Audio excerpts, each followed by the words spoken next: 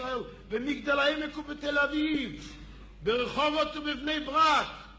כל אישה תהיה תחת הסכנה של קבלת קטיושה על הראש, בדיוק כמו שמקבלים לפעמים מקריית שמונה.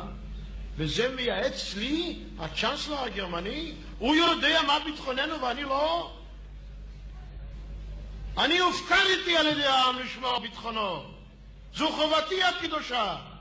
והוא נותן לי עצות לכל אירופה ולכל העולם, איך להכריח אותנו לקבל מדינה פלסטינית, הרי זה מעשה איבה שלא היה כמוהו. וממי הוא בא? מבנו של העם הנושא באחריות בעד רצח שליש מן עמנו, 6 מיליונים, דבר שלא קרה מאז האלוהים ברא את האדם, והאדם יצר את השטן. הוא ייתן לנו עצות איך לשמור על ביטחוננו, הוא יפקיר את דמנו, הוא ינהל תעמולה למען מדינה פלסטינית. אז כשאדון שמיט, צ'אנסלר, תסלחו לי רבותיי, אני באתי מן המחתרת הלוחמת, אני לא מפחד מפני אף אחד, אני אומר לו את האמת בפניו, אין לי שום סיבה לפחד, אנחנו ראינו את המוות פנינו כל יום.